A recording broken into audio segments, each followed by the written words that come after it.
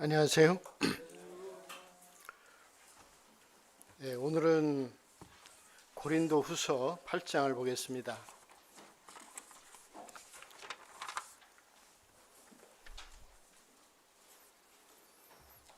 8장의 1절부터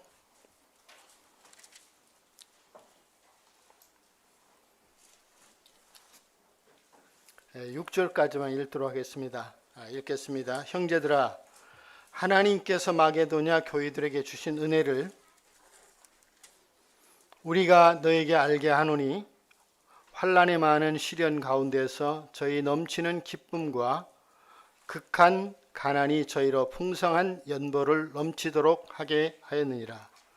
내가 증거하노니 저희가 힘대로 할 뿐 아니라 힘에 지나도록 자원하여 이 은혜와 성도 섬기는 일에 참여함에 대하여 우리에게 간절히 구하니 우리의 바라던 것뿐 아니라 저희가 먼저 자신을 주께 드리고 또 하나님의 뜻을 쫓아 우리에게 주었도다. 이러므로 우리가 디도를 권하여 너희 가운데서 시작하였은즉 이 은혜를 그대로 성취케 하라 하였노라. 한 절을 더 읽겠습니다. 오직 너희는 믿음과 말과 지식과 모든 간절함과 우리를 사랑하는 이 모든 일에 풍성한 것 같이 이 은혜에도 풍성하게 할지니라. 오늘 교제를 나누고자 하는 제목을 생각한다면 이 은혜에도 풍성하게 하라. 여기서 말하는 은혜는 무엇을 의미할까요? 1절부터 쭉 읽어 내려가면 예루살렘 교회 성도들이 극한 기근으로 인해서 물질적인 어려움을 겪게 될 때 여러 지역교회가 그들의 어려운 형편에 기꺼이 어려움 가운데서도 기꺼이 사랑의 연보를 보내는 이와 같은 일에 이제 다른 교회의 예를 통해서 고린도에 있는 성도들에게도 이 은혜에도 풍성하게 하라고 하는 이와 같은 말씀을 해주고 계십니다. 성도를 섬기는 이 모든 수고에 풍성하게 하라. 근데 어찌 이것이 특별히 제한된 연보에만 적용이 되겠습니까? 성도를 섬기는 연보에만 제한되게 풍성하게 해야 될까요? 우리가 모든 영역에 관해서 주님을 섬기는 이 모든 일에 풍성하게 하는 것이 아름답지 않겠습니까? 오늘 우리 자매님들이 오래도록 참 섬김과 수고를 하는 것들을 기억할 때 참 감사한 마음이 있습니다. 특별히 주방에서 더운 여름에는 올해는 좀 고민을 좀 해야겠습니다만은 더워서 참 음식을 만드는 수고가 여간 참 힘들지 않은 그런 수고들을 우리가 알고 있습니다. 또 겨울에도 마찬가지로 여름보다는 그 수고가 좀 덜하지만 더위와 싸워야 하는 그 수고들을 생각할 때 자매님들의 수고가 참 대단하다라는 그 마음을 갖게 됩니다. 또 뿐만 아니라 천안 중부 교회의 성도를 섬기는 애찬의 내용들을 보면은 좀 풍성하다 이런 마음이 듭니다. 그래서 풍성한데 뭘 더 풍성하게 하라고 하는 것인가 하는 것들을 반문할 수 있는데 오늘은 그 풍성하게 하라고 하는 그 이유를 왜 우리가 그 풍성하게 성도를 섬기는 이 모든 일들에 관해서 풍성하게 해야 될까 하는 그 이유를 몇 가지 나누고자 합니다. 자매님들이 주방에 계신데 가급적이면 좀 같이 그 강단의 말씀을 같이 들었으면 좋겠다 이렇게 부탁을 좀 드리고 싶네요. 우선 이 말씀을 한 군데 찾아보시죠. 그 이유에 관해서 마태복음 26장을 한번 첫 번째 보겠습니다. 마태복음 26장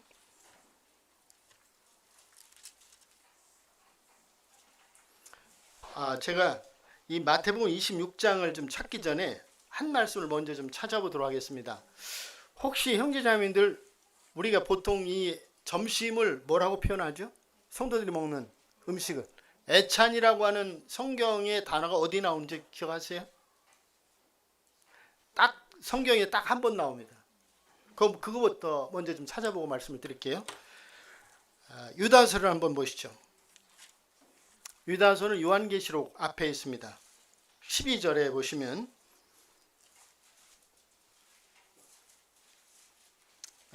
페이지수로 신약의 396페이지입니다.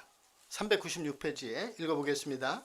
저희는 기탄 없이 너희와 함께 먹으니 너희 애찬에 암초요. 물론 내용은 부정적인 내용입니다.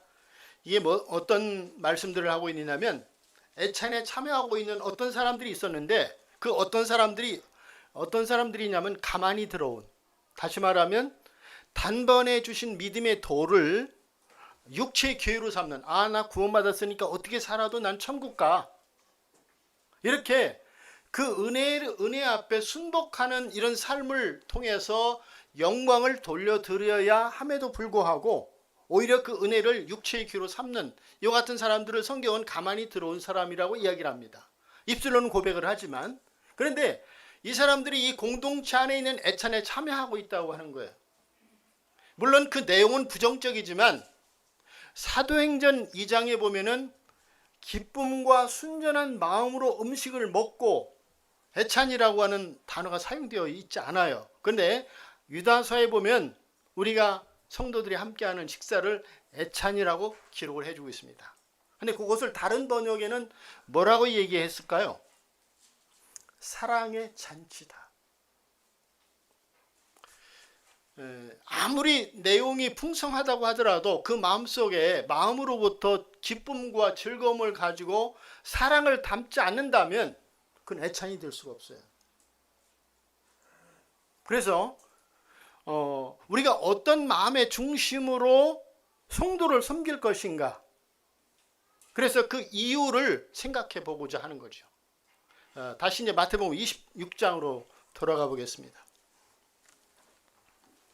마태복음 26장에 26장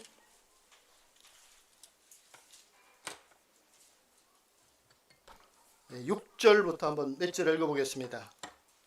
예수께서 베다니 문둥이 시몬의 집에 계실 때 한 여자가 매우 귀한 향유 한 옥합을 가지고 나와서 식사하시는 예수의 머리에 부으니 제자들이 보고 분하여 가로되 무슨 의사로 이것을 허비하느냐, 이것을 많은 값에 팔아 가난한 자들에게 줄 수 있었겠도다 하거늘, 예수께서 아시고 저희에게 이르시되 너희가 어찌하여 이 여자를 괴롭게 하느냐, 저가 내게 좋은 일을 하였느니라.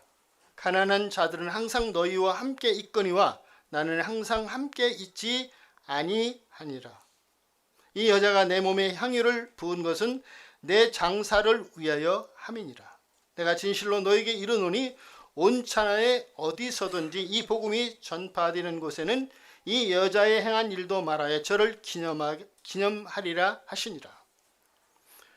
우리가 여기에 주님의 장사를 위하여 옥합을 깨뜨려 향유를 부은, 이제 다른 성경에 보면 이 여인이 누굽니까? 마리아라고 하는, 베다니 마리아라고 하는 걸 알 수가 있습니다. 300데나리온이라고 하면은 적어도 어느 정도 금액이 될까요? 300일치에 해당하는 일당입니다. 10만 원만 쳐도 얼마죠? 3천만 원. 굉장히 고가의 옥합을 깨뜨린 거예요. 근데 제자들이 실수한 내용이 뭘까요? 그래서 이걸 허비로 본 거죠. 주님의 그 장사를 예비해, 주님의 장사를 위한 기름 부음, 주님의 장사를 위해서 한 이 가치 있는 이 가치를, 제자들은 그 가치를 알아보지 못했다는 거죠. 그래서 우리가 무슨 일을 하든지 간에 어떤 가치를 발견하는 것이 참으로 중요해요. 우리가 구원받은 성도의 삶에도 은혜의 가치를 모르면 우리 삶이 방종하게 돼요. 주님은 억지로 우리가 그 주님을 섬기도록 요구하시는 분이 아니시잖아요. 근데 그 은혜의 가치를 안 사람만이 주님 앞에 자신의 생애를 드리고 주님을 따라갈 수가 있는 거예요. 근데 우리 자매님들이 수고 가운데도 늘 감사한 마음이 있지만 우리 자매들의 마음속에 이것이 어떤 가치를 가지고 있을까라는 것들을 마음속에 되새기고 그 가치를 알아가는 것이 참으로 중요하다. 주님을 섬긴다고 하는 것은 허비가 아닙니다. 거기에는 때로는 우리 자매들이 애찬을 하면서 때로는 우리 가정의 어떤 경제에 좀 위협이 될 수 있는 부분도 있어요. 적지 않은 비용이니까. 또 때로는 노동력이 들어가야 됩니다. 더운 여름에는 많은 땀을 흘려야 되고 자매님들 옷이 다 젖을 정도로 수고를 하잖아요. 그렇지만 그것은 과연 인생의 노동력과 또 들어가는 그 비용들이 허비일까? 그것은 가치 있는 일이라는 거죠. 주님을 위해서 섬기는 이 모든 수고들은 참으로 가치 있는 일이다. 지난번에 우리 장병수 부처님 소천식 때 제가 보통 한 아침에 4시 정도 일어나기 때문에 4시 지나서 좀 일어나기 때문에 10시 정도면 제가 잠을 자요. 근데 잠을 자는데 우리 자매가 잠을 깨웠어요. 부처님께서 소천하셨다고 연락이 와가지고. 근데 이제 그 다음날 말씀을 교제를 해야 되는데 그 말씀을 그날 제가 출근을 며칠 쉬다가 출근을 약속을 했거든요. 근데 약속을 취소할 수가 없었어요. 그래서 말씀을 묵상할 시간이 없어서 첫날은 제가 교제를 하면서도 이렇게 이제 마음이 좀 이렇게 붕 떠 있는 그런 마음으로 교제를 했어요. 근데 돌아와서 둘째 날 교제를 이제 하게 되는데 제가 어떤 말씀으로 이 부친을 위한 교제를 해야 될까 하는 것들을 주님 앞에서 씨름을 하게 될 때 먼저 이것이 생각이 났어요. 부치님이 거의 한 병원에 얼마나 계셨나요? 한 3년 가까이 계셨나요? 2년 계셨어요? 근데 제가 자주 찾아뵙지를 못한 거예요. 그 먼저 그 마음에 이게 말씀이 어떤 교제를 해야 될까 하는 것들을 생각해야 하는데 먼저 마음에 그 책망이 되더라고요. 내가 저 부친을 더 찾아뵙지 못했구나. 그래서 먼저는 주님 앞에 자백을 하고 주님, 제가 참 그 목자로서 부친을 더 좀 돌아보지 못한 이런 일들에 대해서 좀 회개합니다 하고 저희 솔직한 마음을 주님 앞에 이제 고백을 할 때 제 마음 속에 이제 그 말씀이 풀어졌어요. 교제를 해야 할 이런 말씀들이 주어져서 오늘 그 다음날 그 광고하기를 그 다음날 발인식을 할 때 6시 30분까지 형제자매들 오세요. 오실 수 있는 분들 얘기를 했는데 아침에 또 갑자기 전화가 왔어요. 6시까지 오라고. 그러니까 우리가 좀 일찍 가려고 하긴 했는데 도착하니까 6시 10분이 됐습니다. 그래서 6시 10분에 돼서 도착을 했는데 가족들이 한 20여 명 정도 이렇게 다 이렇게 모여 있는 거예요. 그래서 사실 저희가 잘못한 일은 아니었어요. 제 자매가 이제 들었는데 그런데 이제 서로 사인이 맞질 않았기 때문에 어떻든 늦게 왔으니까 이제 죄송합니다. 이제 사과를 드리고 나서 10분 정도 제가 교대를 했어요. 10분 정도 교제를 했는데 참 몰입이 됐어요. 저도 그렇고 듣는 분들도 가족분들도 이 몰입이 돼서 말씀을 들었습니다. 그래서 그 마음의 문을 여는 이런 모습들을 몇 분에게서 보게 됐습니다. 근데 제가 왜 이 이야기를 드리냐면 마태복음 25장으로 한번 앞에 보시죠. 마태복음 25장에 보시면 쭉 31절부터 제가 빨리 한번 읽어볼게요. 인자가 자기 영광으로 모든 천사와 함께 올 때 자기 영광의 보좌에 앉으리니 모든 민족을 그 앞에 모으고 각각 분별하기를 목자가 양과 염소를 분별하는 것 같이 하여 양은 그 오른편에 염소는 왼편에 두리라. 그때 임금이 그 오른편에 있는 자들에게 이르시되 내 아버지와 복받을 자들이여 나와 창세로부터 너희를 위하여 예비된 나라를 상속하라. 내가 줄일 때 너희가 먹을 것을 주었고 목마를 때 마시게 하였고 나그네 되었을 때 영접하였고 벗었을 때 옷을 입혔고 병들었을 때 돌아보았고 옥에 갇혔을 때 와서 보았느니라. 이에 의인들이 대답하여 가로되 주여 우리가 어느 때 주의 줄이신 것을 보고 공개하였으며 목마르신 것을 보고 마시게 하였나이까. 어느 때 나그네 되신 것을 보고 영접하였으며 벗으신 것을 보고 옷 입혔나이까. 어느 때 병드신 것이나 옥에 갇히신 것을 보고 가서 배웠나이까 하리니 임금이 대답하여 가라사대 내가 진실로 너에게 이르노니 너희가 여기 내 형제 중에 지극히 작은 자 하나에게 한 것이 곧 내게 한 것이니라 하시고 참 부친을 돌아본 것이 꼭 제가 목자라서 뿐만이 아니라 우리가 주님의 은혜를 입은 성도라면 어려움을 겪는 이런 성도들이 있을 때 마음을 다해서 우리가 함께 숨기는 그런 수고가 필요하다는 거지. 그래서 참 이것이 제 마음속에 생각이 나면서 참 부끄러움이 됐어요. 그리고 주님 앞에 저를 자백을 하고 내려놓게 됐을 때 제가 그 다음날 무엇을 교제해야 될지 주님이 이렇게 참 그 말씀들을 허락하셨어요. 제가 그 다음날 교제를 할 수가 있게 됐습니다. 그래서 제가 여기에 형제자매들하고 기억하고 싶은 것은 뭐냐면 그 가치를 아는 것. 바로 지극히 작은 자 하나에게 한 것이 뭐냐면 누구에게 한 것입니까? 내게 한 것이다. 곧 주님께 한 것이라는 거죠. 그래서 우리 자매님들이 비단 그것은 자매님들만의 수고는 아닙니다.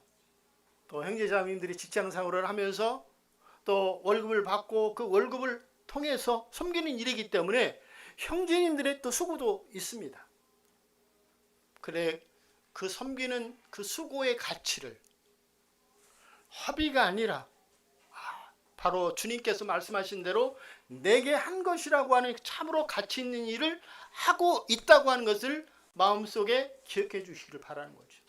그래서 이것이 주님께 하는 일이구나 하는 것들에 대한 가치를 우리가 안다면 얼마나 그것이 기쁨을 가지고 할 수 있겠습니까? 내게 이런 주님을 섬길 수 있는, 주님을 접대할 수 있는 이런 기회를 주셨구나. 그래서 더 큰 즐거움을 가지고 앞으로 반찬을 더 풍성하게 해달라고 하는 것이 아니라 그 가치를 알고 우리 자매들의 수고를 하면 더 아름답지 않겠는가. 그래서 첫 번째, 우리는 왜 풍성하게 해야 될까요? 하는 첫 번째 이유는 뭐냐면 그 가치로 인하여. 바로 그것은 성도를 섬기기 이전에 바로 주님을 섬기는 것이라고 하는 거죠. 또한 성도를 섬긴다고 하는 것도 가치가 있는 일입니다. 주님이 성도를 향해서 뭐라고 말씀하셨어요? 땅에 있는 성도는 존귀한 자니 나의 모든 즐거움이 저에게 있도다. 우리는 성도를 대할 때 예절에 있어서나 태도에 있어서나 정말 존귀한 자를 대하는 이런 태도로 하는 것이 참으로 필요한 거예요. 왜? 그것이 가치를 아는 사람들의 올바른 합당한 태도이기 때문에 그렇습니다. 그래서 자매님들의 수고를 꾸짖는 것이 아니라 자매님들 때로는 힘들고 때로는 어떤 불평을 말하고 싶은 이런 마음이 있을지라도 이것은 참으로 가치 있는 일입니다 라고 하는 것을 같이 생각해 보고 싶은 마음에서 이 사랑의 잔치에 사랑이라고 하는 것들을 더 듬뿍 담아주시기를 부탁을 드리는 거죠. 자, 두 번째,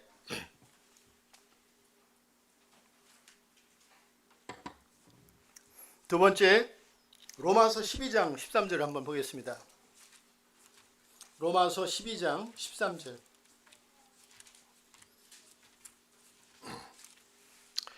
제가 이 말씀을 좀 묵상을 하면서 애찬에 대해서 특별히 말씀을 찾아서 교제해 본 적이 있을까? 물론 전 처음이죠. 근데 다른 부분에 있어서도 이 말씀을 교제한 부분들은 참 너무 제한된 부분이 아닌가, 이런 부분이 들었습니다. 로마서 12장 13절에 읽겠습니다. 12장 13절. 성도들의 쓸 것을 공급하며 손 대접하기를 힘쓰라. 두 번째 생각해 보고 싶은 내용은 무엇입니까? 명령이다. 주님의 명령이다. 성도들의 쓸 것을, 때로는 우리가 주님이 우리에게 풍성한 것들을 주셨을 때 그런 것들을 나누는 것은 참으로 주님을 기쁘시게 하는 일입니다. 단순히 어떤 애찬의 문제만 아니라 모든 일에 있어서 주님은 성도들의 쓸 것을 공급하라고 이렇게 명령하셨어요.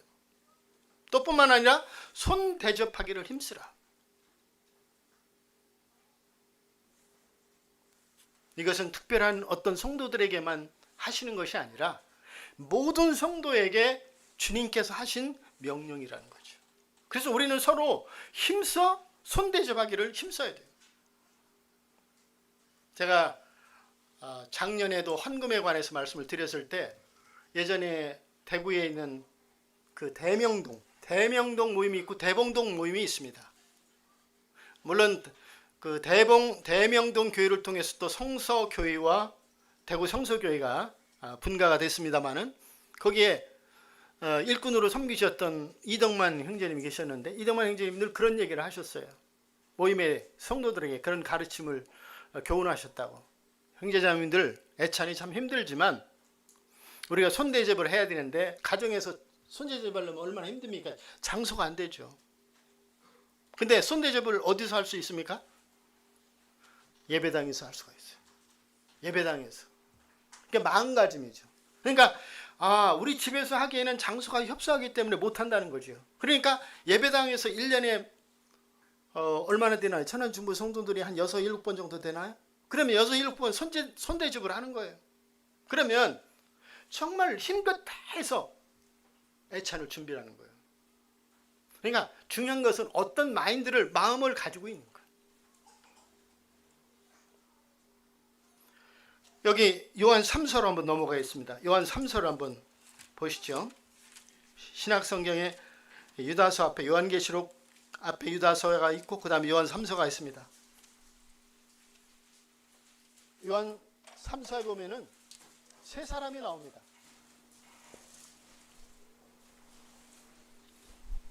네.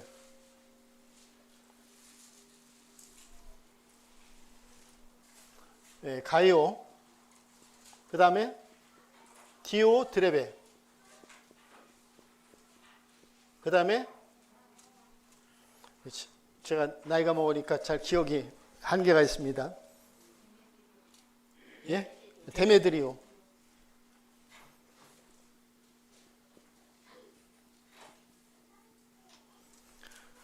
요한 3서의 그 주제를 뭐라고 얘기하냐면 접대에 대한 명령이라고 얘기를 합니다.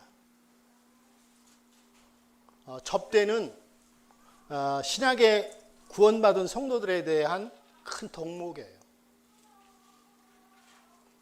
초대교회는 교회가 어디에서 모였습니까? 초대교회는 교회가 어디서 모였죠? 예, 가정교회였어요. 이 가정교회에서 자매님들이 해야 할 수고가 뭡니까?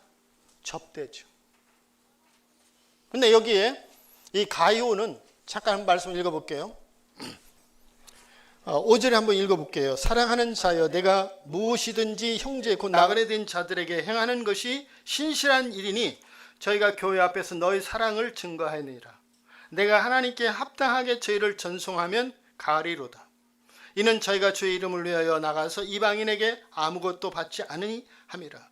이러므로 우리가 이 같은 자들을 영접하는 것이 마땅하니. 가이오는 사랑이 넘치는 사람이었습니다.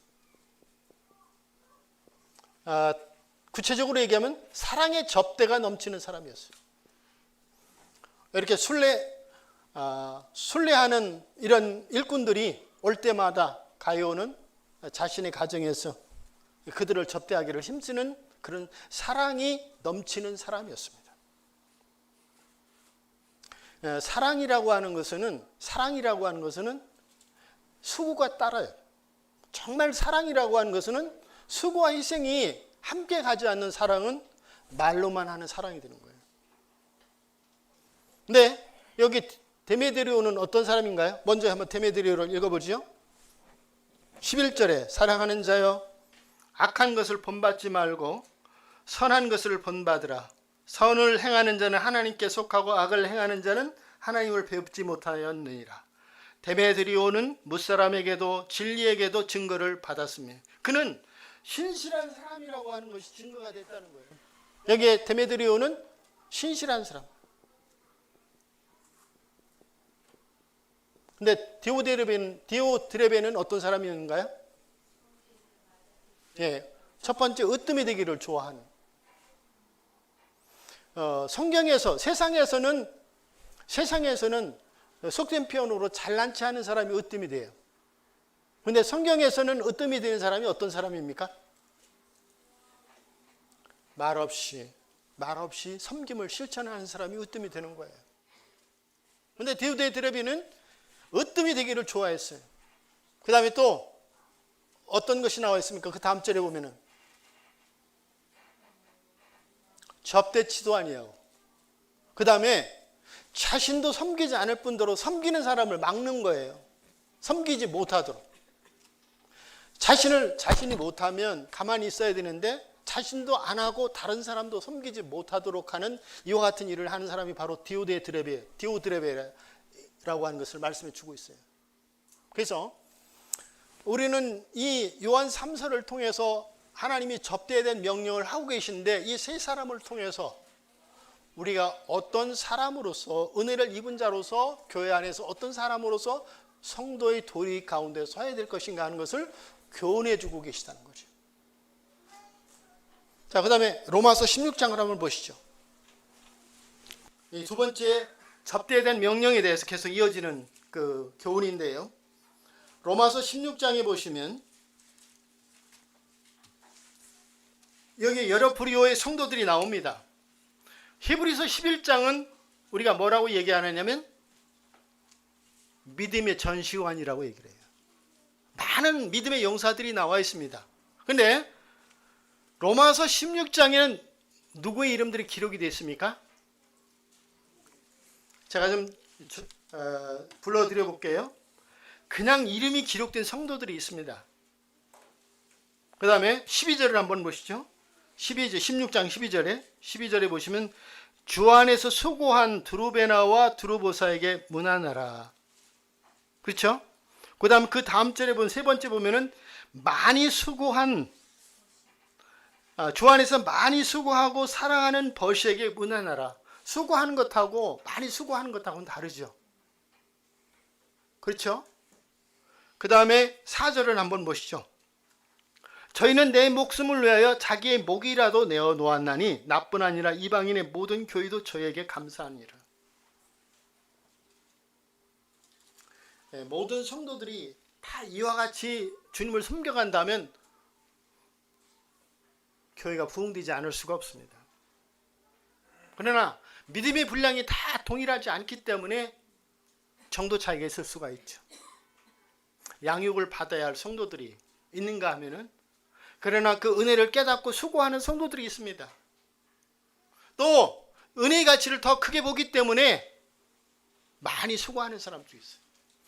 많이 수고하는 사람들의 마음속에 나를 인정받고자 하는 마음에서 같은 일을 할까요? 아닙니다. 은혜의 가치를 알게 될 때 그런 사랑의 수고가 뒤따르게 된다는 얘기죠. 그 다음에 목이라도 내어놓는 그런 감당할 수 없는 희생을 치르는 그런 큰 대가를 지불하는 그런 믿음의 용기는 어디에서 또 오겠습니까? 이것도 동일하게 은혜의 가치를 알기 때문에 그래요. 결국은 신앙이라고 하는 건 그래요. 내가 정말 그 가치를 발견하고 있는가? 애찬을 준비하지만 내가 그 사랑의 잔치에 대한 가치를 발견하고 있는가? 그 사랑의 가치에 대한 발견이 없으면 죄송하지만 불평하는 마음으로 이런 수고를 하게 될 수밖에 없다는 것이죠. 그래서 우리가 그런 사고에 갇혀 있어서는 안 되잖아요. 참 이 놀라운 주님의 장례를 예비한 단 한 번에 있는 교회를 누가 가졌습니까? 마리아가 그 교회를 얻게 됐다는 거죠. 그래서 자매들이 더욱 이 부유한 가운데 그 교회를 사시기를 바랍니다. 그 다음에 여기에 네 번째 보면 동역자들이 나옵니다. 3절에 보면은 너희가 그리스도 예수 안에서 나의 동역자들이. 그 다음에 10절 7절에 보면은 이런 말씀이 있습니다. 유명히 여김을 받은 사람. 그 다음에 10절에서는 인정함을 받은 사람. 성도들 각자에게서 우리가 삶에 나타나는 향기를 통해서 우리가 성도들로부터 인정함을 받는 것이 참으로 필요합니다. 사람에게도 인정받지 못한다면 어떻게 하나님 앞에 인정을 받을 수가 있겠습니까? 그래서 우리의 믿음의 분량이 넉넉히 많이 수고하고 우리의 생명을 기꺼이 그리스도를 위해서 지불할 수 있는 그런 믿음의 분량이 성장하는 것이 필요하죠. 또 뿐만 아니라 인정함을 받는 우리가 겸손에 있어서 충성에 있어서 맡은 자들에게 요구되는 것이 무엇입니까? 맡은 자에게 구할 것은 충성이라고 했어요. 참으로 충성된 마음은 주님의 마음을 시원하게 합니다. 성도들의 마음을 시원하게 하는 거예요.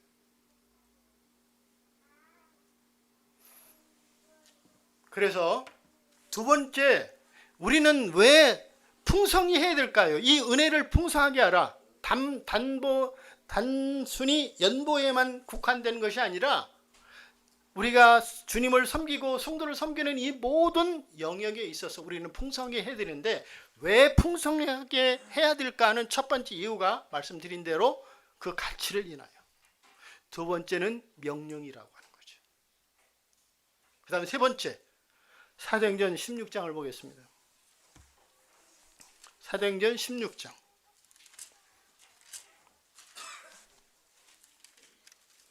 16장에 보시면 11절부터 15절까지 보겠습니다. 페이지 수 214페이지입니다.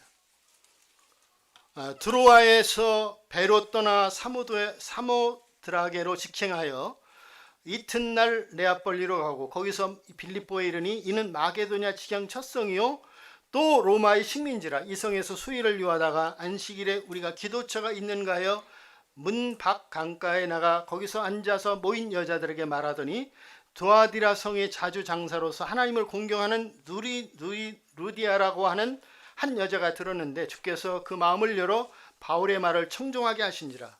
저와 그 집이 다 세례를 받고 우리에게 청하여 가로되 만일 나를 주 믿는 자로 알거든 내 집에 들어와 유하라고 강권하여 있게 하니라. 세 번째는 뭘까요? 왜 우리가 그렇게 해야 될까요? 구원받은 변화의 증거라는 거예요. 무엇이요? 접대하는 것이. 이 루디아가 변화를 입었을 때 어떤 반응이 나왔습니까? 내 집에 유하라. 전혀 인간관계가 없는 분들이에요. 근데 그에게 이 복음을 전해주고 그가 복음을 깨닫게 됐을 때 그리스도 안에서 우리는 놀라운 한 지체가 됐습니다. 그런데 그 모든 것을 뛰어넘는 이러한 변화가 이 루디아의 고백 속에 나오게 됩니다. 섬김이라고 하는 거. 이 손이 열린 사람이에요. 누가요? 루디아가. 손이 열리지 않은 분들이 있을 수가 있는 거죠. 그것을 귀찮아하고 그것을 싫어하고 그것을 부담스러워하고. 그런데 우리가 정말 그리스도의 은혜로 생명을 소유한 사람이라면 내가 정말 변화된 사람입니다. 주님의 생명이 나를 변화시켰어요. 라는 그런 향기가 무엇을 통해 나타날까요? 바로 접대를 통해서. 손이 열림을 통해서 나타나는 거예요. 그 다음에 누가복음 19장을 한번 보시죠. 누가복음 19장에 보시면 4절부터 10절까지 한번 읽어보겠습니다. 127페이지입니다. 앞으로 달려가 보기 위하여 뽕나무에 올라가니 이는 예수께서 그리로 지나가시게 되미르라. 예수께서 그곳에 이르사 우러러 보시고 이르시되 삭개오야 속히 내려오라. 내가 오늘 내 집에 유하여야 하겠다 하시니 급히 내려와 즐거워하며 영접하거늘 무사람이 보고 수군거려 가로되 저가 주인이 집에 유하러 들어갔도다 하더라. 삭개오가 서서 주께 여짜오되 주여 보시옵소서 내 소유의 절반을 가난한 자들에게 주겠사오며 만일 네 것을 토색한 일이 있으면 4배나 갚겠나이다. 예수께서 이르시되 오늘 구원이 이 집에 이르렀으니 이 사람도 아브라함의 자손임이로다. 주님이 부자였던 이 삭개오에게 구제를 베풀면 구원을 받을 것이라고 이렇게 말씀한 적이 없으세요. 그런데 이 삭개오는 무엇이 열렸습니까? 예? 주머니가 열렸어요. 주머니가. 루디아는 손이 열린 사람입니다. 삭개오는 주머니가 열렸어요. 이가 많은 소유를 갖기까지 삭개오는 어떤 사람이었을까요? 저는 틀림없이 그는 굉장히 인색한 사람이었다고 여겨집니다. 자신에 대해서는 굉장히 자신의 것을 챙기면서 베풀 줄 모르는, 나눌 줄 모르는, 섬길 줄 모르는 그런 인색한 사람이었어요. 근데 주님의 생명이 그분이 그리스도라고 하는 것을 딱 아는 순간 자기의 붙잡고 있던 이 모든 것들이 놓아졌어요. 그리고 그 순간에 쥐고 있던 주머니가 딱 열려져 버렸어요. 이건 누구나 다 할 수 있는 일이 아닙니다. 근데 자기 소의 절반을 가난한 자들에게 주겠습니다. 그리고 남의 것을 토색을 하면 4배나 갚겠나이다.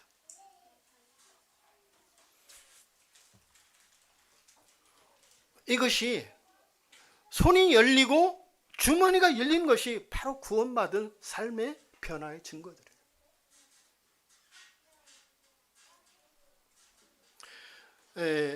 아무리 입으로 거창한 얘기를 한다고 할지라도 그 삶에 손이 열리지 않고 주머니가 열리지 않고 여전히 인색함을 가지고 있는 사람이라면 자신의 신앙을 들여다봐야 돼. 이렇게만 구원받는다고 성경이 이야기하지 않습니다. 그러나 참으로 구원을 받았다면 이런 변화가 일어난다고 하는 것을 성경은 지지한다고 하는 것이에요. 그래서 오늘 3가지, 그것은 자매님들에게만 국한된 이야기가 아닙니다만 형제님들이 수고를 하니까.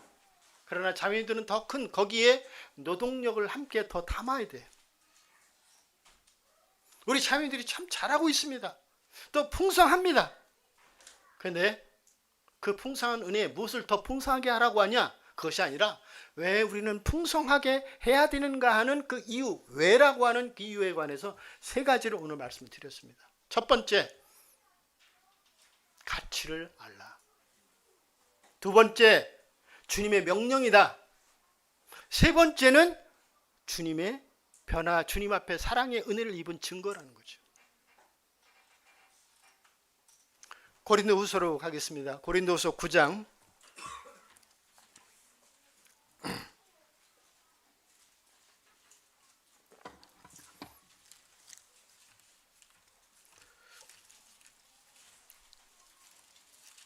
고린도서 9장에 보면 그럼 우리는 어떻게 실천해야 될까? 헌금의 연보의 원칙과 동일합니다. 6절에 보겠습니다. 이것이 곧 적게 심는 자는 적게 거두고 많이 심는 자는 많이 거둔다 하는 말이로다. 각각 그 마음에 정한 대로 할 것이요 인색함으로나 억지로 하지 말지니 하나님은 즐겨내는 자를 사랑하시느니라. 여기 많이 심는다고 하는 것은 애찬에 반찬을 많이 하라는 것이 아니에요. 왜냐하면 형제자매들이 형편과 사정이 각각 다 다릅니다. 반찬을 한 가지 할 수도 있어요. 근데 그것이 최선일 수가 있어요. 제가 몇 번을 말씀드렸습니다만 지금 캄보디아에 선교를 간 믿음의 가정이 있어요. 그래서 선교를 하다가 이제 몸이 뭐라 그래? 그 형제님이 뇌출혈 어떻든 몸이 이 건강을 예? 인프장애 예, 예, 예. 어떻든 건강 이상이 와서 참 이렇게 사역을 다 이렇게 감당하기가 어려운 그런 형제님이 있어요. 주님을 위해서 그 병도 주님을 위해서 든 거죠. 근데 그 가정이 조암수정교회에서 참 제가 감동을 많이 입었었는데 섬기는 가정이었어요. 정말 주머니가 열리고 손이 열려 있는 가정이었어요. 어떤 교회만 되면은 성도들을 접대하는 거예요. 근데 이제 직장에 형제님이 기아의 직장에 다녔는데 기아가 부도가 난 거예요. 월급이 안 나오잖아요. 그런데도 불구하고 그냥 어찌하든지 섬기기를 힘쓰는 거예요. 그런데 이제 지금 내일 먹을 쌀이 없는데도 오늘 접대를 하는 거예요. 근데 그 밤에 어떤 놀라운 일이 있었느냐면 알고는 지냅니다마는 믿지 않는 남편이 있었는데 남편이 자기 아내들어 자매인 아내들어 오늘 그 집에 쌀을 갖다 주라는 거예요. 그래서 여보 그럼 내일 갖다 줄게. 아니 오늘 갖다 주라. 그래서 밤에 그 쌀을 40kg인가 80kg를 차에 싣고 왔답니다. 왜냐하면 다음날 이 집에 양식이 없는 것을 주님이 아셨기 때문에 그 믿지 않는 자의 남편을 감동을 시켜가지고 그렇게 공급을 하신 거예요. 근데 수중에 월급은 안 나왔는데 돈이 떨어진 적이 없대요. 그러니까 많이 심게 될 때 그 삶에 주님을 누리면서 주님을 경험한 거죠. 그러니까 우리가 어떤 수고를 힘든 가운데 수고할 때 신앙은 스릴이잖아요. 계산해보고 안 되니까 난 못해. 이게 짐스러워. 원망하고 불평하는 것이 아니라 정말 그때 믿음이 필요한 거죠. 그랬을 때 주님의 놀라운 그런 능력들을 경험하는. 결국 그 믿음이 성장하니까 선교로 주님이 이렇게 부르셔서 쓰임을 더 큰 믿음의 영적인 세계에서 쓰임을 받도록 감동하시는 이런 것들을 보게 되는 거죠. 그래서 젊게 심고 많이 심고 적게 심는다고 하는 것은 많이 하라고 하는 것이 아니라 마음 가치를 알고 최선을 다하는 이런 준비를 하는 것이 참으로 필요한 영역이라는 거죠. 우리가 누가복음에도 있고 마가복음에도 있습니다. 2렙돈을 가진 여인이 나오잖아요. 2렙돈을 가진 여인이 상대적인 비교를 할 때는 굉장히 적은 거죠. 그런데 주님은 그 여인의 섬김을 어떻게 말씀하셨어요? 누구보다 많이 하셨다. 상대적인 비교로 주님이 평가하시는 게 아니에요. 많이 한다는 것은 얼마나 그 가치를 아느냐. 이게 참 중요하다는 거죠. 그 다음에 여기에 마음에 정한 대로, 마음에 정한 대로 해야 되는데 이렇게 이번 주에 애찬이 많이 나왔어요. 반찬이. 그런데 다음 주에 2가지가 나오기가 이게 마음에 뭔가 이제 비교가 되는 거죠. 그래서 남을 의식하고 비교하고 하는 것은 선치 못하죠. 내 형편에서 최선을 다하는 것. 그것이 아름답다고 하는 거죠. 지금으로도 천안 중부의 예찬은 정말 풍성합니다. 다시 한번 말씀드립니다만은 무엇을 더 많이 하라고 하는 얘기가 아니라 가치를 알라고 하는 것. 그것을 말씀을 드리는 거죠. 제가 2가지만 더 드리겠습니다. 하나는 그 주방에도 질서가 필요해요. 제가 이제 시작하기 전에 자매들이 좀 같이 말씀을 들었으면 좋겠다는 얘기를 했는데 왜 그러냐면 애찬을 준비한 자매님들이 미리 참 준비를 하셔야 돼요. 그래서 준비가 안 돼 있으면 다른 자매님들이 같이 다 주방에 매달릴 수밖에 없어요. 그럼 어떻게 됩니까? 다른 사람들의 시간을 빼앗는 거예요. 말씀을 들어야 되잖아요. 일주일에 말씀 듣는 시간이 일주일에 2번밖에 없어요. 또 말씀을 전하는 사람에게도 함께 할 때 격려가 되는 거예요. 그래서 부족한 경우에는 그럴 수가 있어요. 근데 그렇지 않다면 자매님들이 미리 다 준비를 해오셔서 정말 정작 그 애찬을 참여하는 당사자들만이 주방에서 수고를 하도록 하는 것이 질서라는 거예요. 모든 일에 질서가 필요한 거예요. 하나님이 질서와 섭리를 세우셨잖아요. 그러면 그냥 거기 가서 그 시간을, 이 말씀을 들어야 할 귀한 시간에 그런 시간을 보내는 것은 주방의 아름다운 질서가 아니라는 거죠. 더불어서 우리가 자매님들이 아이들 돌보는 일에 있어서 그 유아방에 다 몰려 있는 경우가 있어. 이것도 선치 못하죠. 주님께 맡기는 것이 필요해요. 또 할 수 있다면 훈계를 해서 아이들이 이런 환경에 적응하도록 모본을 세우는 이런 부분이 필요하다는 거죠. 그래서 그 질서가 모든 영역에서 억지로나 인색함으로 하는 것이 아니라 정말 질서 가운데서 아이들이 하나님을, 가장 중요한 것은 어려서부터 복음을 듣는 것이 참 중요한 일이겠습니다만 더 중요한 것은 하나님 앞에 태도를 배우는 거예요. 태도를 배우지 못하면 말씀의 능력이 되지 못해요. 그래서 자매님들이 수고 가운데 이런 것들을 꼭 기억해 주셨으면 더 감사하겠다라는 부탁을 좀 드립니다. 주님의 오늘 세 가지 말씀을 드렸잖아요. 왜 섬겨야 될까? 첫 번째는 가치, 두 번째는 명령이다, 세 번째는 증거다. 그래서 우리가 그런 수고가 힘들지만 가정에 좀 어려움이 있으면, 그렇지만 주님이 우리가 섬기게 될 때 많이 심는 자는 많이 거두게 된다. 주님이 우리 일상에서 오히려 더 섬기는 수고를 귀하게 여기시고 다른 것들에 대해서 보상을 해주시는 은혜를 더 입을 수 있다, 경험할 수 있다. 그래서 여기까지 오늘 교제를 드리고 마치도록 하겠습니다. 그래서 자매들이 참 수고에 대해서 참 늘 감사할 마음이 있습니다. 그렇지만 이 세 가지 것들을 기억하시고 더 화이팅 하시기 바랍니다. 감사합니다.